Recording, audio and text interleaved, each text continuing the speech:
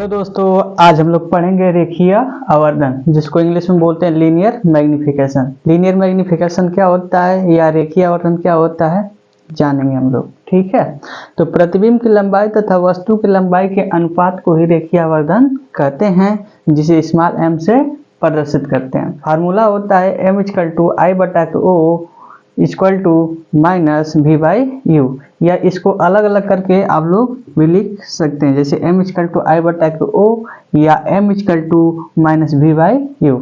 जहाँ m होता है आवर्धन, I होता है प्रतिबिंब की लंबाई, O होता है वस्तु की लंबाई, v होता है दर्पण से प्रतिबिंब की दूरी और u होता है दर्पण से वस्तु की दूरी।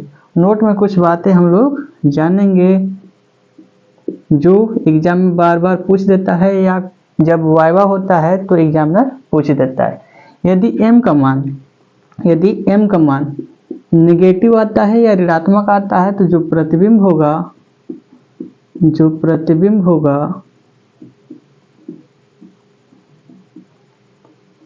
वो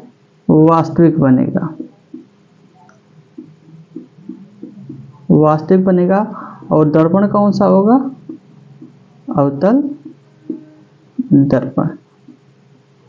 यदि m का मान नेगेटिव आता है तो प्रतिबिंब वास्तविक प्रतिबिंब बनता है और दर्पण अवतल दर्पण होगा। यदि m का मान पॉजिटिव आता है, धनात्मक आता है, तो प्रतिबिंब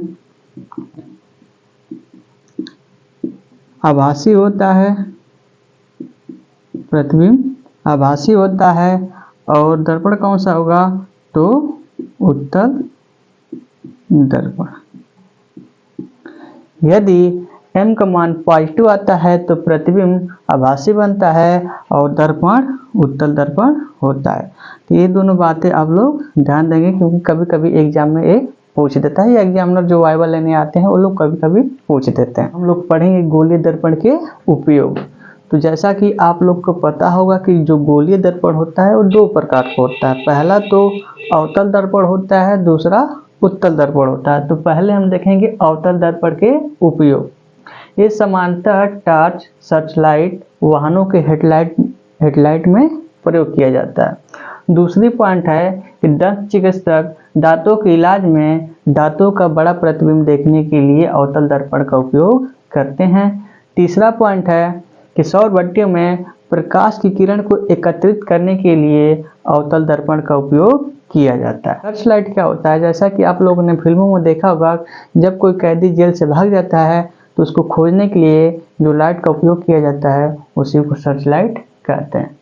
उत्तल दर्पण के उपयोग में वाहनों में प्रयोग किया जाता है। वाहनों के जैसे बाइक देखे होंगे या कोई 4 व्हीलर देखे होंगे, उसमें जो साइड मिरर होता है उत्तल दर्पण होता है।